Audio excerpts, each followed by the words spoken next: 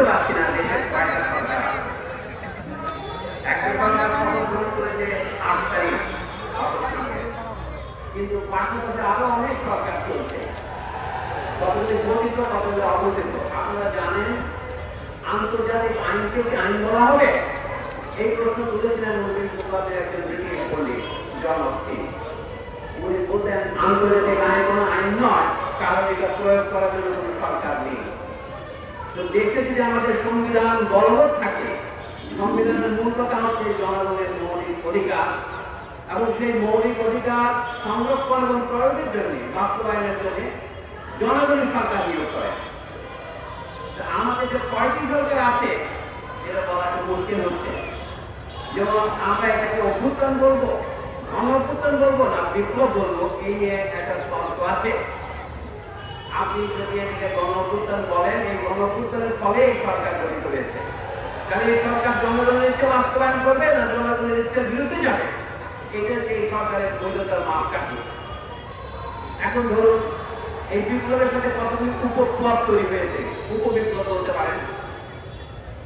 দেখা যাচ্ছে নানা জায়গায় জাতীয় সঙ্গীত বদলাবার স্লোগান দেওয়া হচ্ছে।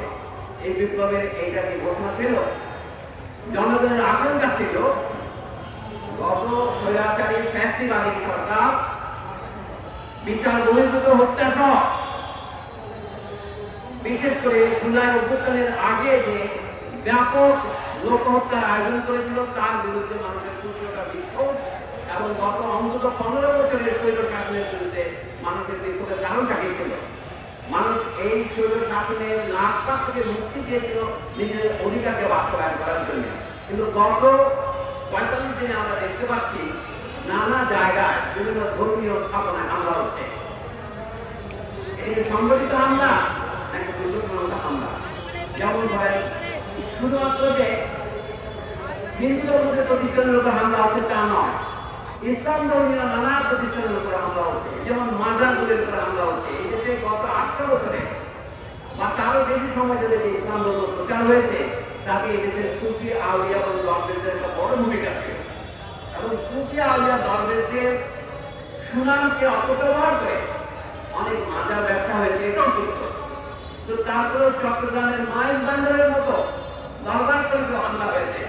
আমাদের যে সমস্ত বিদেশি বন্ধু এই দরবার শরীফে ঐতিহ্য করে গবেষণা করে তার সুফিয়তের জন্য গবেষণা করে যারা পিএইচডি পোস্টডক অর্জন করেছেন তারা কেউ প্রশ্ন করে আমাদের কাঁদছেন এরপর হামলা দেখে। আমাদের জুলাই অগস্ট গণঅভ্যুত্থানের লক্ষ্য এই ছিল যে মাজার উচ্ছেদ করার জন্য আমরা আন্দোলন করেছি। আমরা আন্দোলন করেছি অত্যাচার, অবিচার, অপশাসন, শোষণ, নির্যাতনের বিরুদ্ধে। আমরা যদি এদেশের ভোগ্য অর্থনীতিকে পুনর্গঠন করতে না পারি, এই সরকার যদি না পারে তাহলে তাদের চলে যেতে হবে। শুধুমাত্র বিদেশি কয়েক বিলিয়ন সাহায্য পেলে আমরা বিদেশি সাহায্যের বন্যায় ভেসে যাচ্ছি এমন মনে করার কোনো কারণ নেই। দেশের অর্থনীতিকে পুনরায় সফল করতে হবে। দেশের অর্থনীতির যে প্রাণ শক্তি যারা কৃষকেরা, আজকে কৃষকের পক্ষে কথা বলার মতো কোনো রাজনৈতিক দলই দেখি না। আমার বক্তব্য কিন্তু এই 45 দিনের সরকারের প্রতি নয়, এই সরকার যে কতদিন থাকবে সেটা আপনারা কি কিছু জানেন? আমি পর্যন্ত জানি না। তারা যদি সংস্কার করতে আমাদের যতদিন লাগবে আমরা ততদিন থাকবো। আর যদি সংস্কার করতে যদি তাদের আরো 15 বছর লাগে তাহলে কি তাদেরকে 15 বছর থাকতে দেবেন আপনারা? তাহলে যদি বলা হচ্ছে এই সরকার কত দূর লাগে, আপনারা নাজিম হিকমতের কবিতা জানেন, 20 শতাব্দীতে মানুষের শোকের আয়ু বড় জোর 1 বছর, এবং এই সমস্ত সরকারকে মানুষ বড় জোর 1 বছর সহ্য করে। কারণ মানুষ তার লক্ষ্যে পৌঁছানোর জন্য সরকারকে একটা মাধ্যম হিসেবে ব্যবহার করে। সরকার হচ্ছে আমার অধিকার বাস্তবায়নের গ্যারান্টি। যদি 29 শতাব্দীতে আন্তর্জাতিক আইনকে আইন বলা হতো না, অন্তত অনেক মনীষী বলতেন না, কারণ এই আইন বাস্তবায়নের কোনো শক্তি নেই। আমাদের অধিকার রক্ষা করার শক্তি যদি বর্তমান সরকারের না থাকে বা তার সাথে যে অন্যান্য উপসরকার আছে, অবহিত সরকার আছে, তারা যদি বাস্তবায়িত হতে না দিয়ে থাকে, সেটা মালিকদের হতে পারে, সেনাবাহিনীর হতে পারে, এটা অন্যান্য বিভিন্ন রকমের প্রাইভেট বাহিনীর হতে পারে, তাহলে এই সরকার কিন্তু যে ম্যান্ডেট দাবি করছেন সেই ম্যান্ডেট মেনটেন থাকবে না। আমাদের গণতান্ত্রিক অধিকার কমিটি গঠন করার প্রয়োজন কেন দেখা দিল? আপনি যদি সংগঠিত না হন, নিজের অধিকার যদি নিজে বাস্তবায়নের জন্য নিজে পায় না দাঁড়ান, আপনার অধিকার কেউ বাস্তবায়িত করে দেবে না। এটা সরকার নয়, রাজনৈতিক দল নয়, কোনো শক্তি আপনাকে করবে না যদি আপনি নিজেই নিজের কান্না না কাঁদেন। আমরা মনে করি আমাদের বন্ধুরা বলেছেন এই সংগ্রাম দীর্ঘস্থায়ী হবে, শুধুমাত্র এই অস্থায়ী সরকারের জন্য, এরপরে গণতান্ত্রিক সরকারের জন্য আমরা যে সমস্ত বিধান পৃথিবীতে জানি তা হচ্ছে নির্বাচন। কিন্তু আমরা জানি সকলের জন্য সমান সুযোগ যদি সৃষ্টি করা না হয় সেই নির্বাচন কখনই গণতান্ত্রিক হয় না।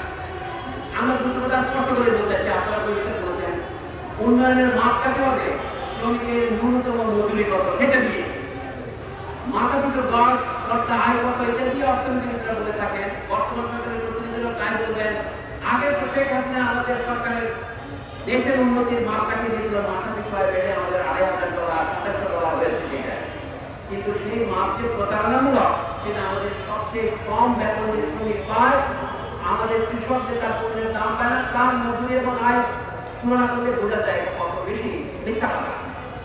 এখন আমরা বলবো শ্রমিকদেরকে সংগ্রাম করতে হবে যে $25,000 বর্তমান বাজার করে তার ন্যূনতম মজুরিতে নেই, সেটা বাস্তবায়ন না করে নানান সব চাকরি করে তাকে আনা হয়েছে।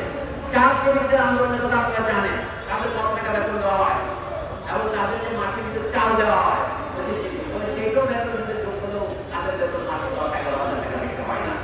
তাহলে এই বিপুল বৈষম্যমূলক সমাজে আপনি গণতন্ত্র প্রতিষ্ঠা করবেন কিভাবে? গণতন্ত্র একটা লেখি কথা, যদি সবার জন্য সমান সুযোগ না থাকে, আমি সবাইকে যান্ত্রিকভাবে সমান করার কথা বলছি না, সবার প্রাপ্য সুযোগ সমান দিতে হবে, সবার ছেলে মেয়েদের লেখাপড়া করার সুযোগ, সবার স্বাস্থ্য সুবিধা পাওয়ার সুযোগ এবং জীবনের গ্যারান্টির সুযোগ, এটা সংবিধানের কিন্তু না থাকতে হবে। আমাদের দাবি কমিটির দাবি হবে এই সংগ্রাম চলতে থাকবে আমাদের প্রত্যেকটা অধিকার আদায় করার জন্য। সেটা জন্য আমি আহ্বান জানাবো আজকে কোনো মিছিলে যোগ দেবেন না, আমরা এই আন্দোলন অব্যাহত রাখবো। আজকে এই সময় আমাদের শেষ করা নয়, এটা যে আজকে শুরু হলো, আমাদের কোনো সময় শেষ হয়েছে আমি নবপ্রতিষ্ঠা না দিয়ে ওটা স্মরণ করিয়ে দিই। বর্তমান সরকার তাদের কর্মসূচি রোড ম্যাপ এখন ঘোষণা করেনি। এই যে প্রধানমন্ত্রী জীবন বললেন এই 45 দিন দিয়েছে, তারা একটু ভালো করার ব্যবস্থা শুরু করে দিতে পারেনি। তাদের অনেক সিদ্ধান্ত বিতর্কমূলক, যেমন কোনো পরীক্ষা বা কোনো ব্যবস্থা না করে ছাত্রদের কারো দাবির মুখে উচ্চ মাধ্যমিক পরীক্ষা ছাড়াই তাদেরকে সার্টিফিকেট দেওয়ার সিদ্ধান্ত, অনেকগুলো সিদ্ধান্ত বিতর্কিত হচ্ছে। আমার মনে হয় সবচেয়ে বড় বিতর্কিত সিদ্ধান্ত ছাত্রগুলো যাতে জাহাঙ্গীরনগরের হত্যাকাণ্ড এবং ঢাকা বিশ্ববিদ্যালয়ের ফজলুল হক হত্যাকাণ্ডকে মনে হয় না একটা দুর্ঘটনা, মনে হচ্ছে একটা ছক আছে, ছকটা এখানে যে তারপরে ঢাকা বিশ্ববিদ্যালয়ের সিন্ডিকেটে ঘোষণা করা হলো যে বিশ্ববিদ্যালয়ের ছাত্র রাজনীতি, শিক্ষক রাজনীতি এবং কর্মচারীদের রাজনীতি জুলাই গণঅভ্যুত্থানে এটাকে ফল হতে পারে, তখন তারা দুজনের ছলের অভাব হয় না। তারা কি যুক্তি দিয়েছেন? বৈষম্য বিরোধী ছাত্র আন্দোলনের 9 দফার একটা দাবি ছিল যে বিশ্ববিদ্যালয়ের ছাত্র রাজনীতি বন্ধ করতে হবে। তারা যা বলেছিলেন বিশ্ববিদ্যালয়ের দখল করে যে ছাত্র রাজনীতি, যারা ছাত্রই নয়, যারা হলের সিট দখল করে রাখে, সাধারণ ছাত্র ছাত্রীদের গণরুমে জোর করে থাকতে বাধ্য করে মিছিলের নামে যাদের প্রহার করে এটা তাদের রাজনীতি বন্ধ করার কথা। এখন সেটাকে অত্যন্ত ভালো একটা ছোট ব্যবহার করা যাবে না, তাহলে বাংলাদেশের জন্মটা হয়ে যাবে। ছাত্র রাজনীতি না হলে বাংলাদেশের জন্ম হতো না, ছাত্র রাজনীতি না হলে এই জুলাই গণঅভ্যুত্থান আগস্ট মাসের 5 তারিখে সফল হতো না। ছাত্ররা ঠিক কথা বলেন জুলাই মাসের 36 তারিখ। কাজে আন্দোলনের 2 মাস পার না হতে আপনারা দেখতে পাচ্ছেন আন্দোলনের সাথে বিশাল ঘাতকতা শুরু হয়েছে। বিশাল ঘাতকতার বহু পথ আছে। যতক্ষণ পর্যন্ত আমরা নিজেদের অধিকার সম্পর্কে নিজেরা সচেতন হইব, তাকে জাগ্রতভাবে পাহারা না দেয়, এ আরো অধিকার হরণ হতে শুরু করবে।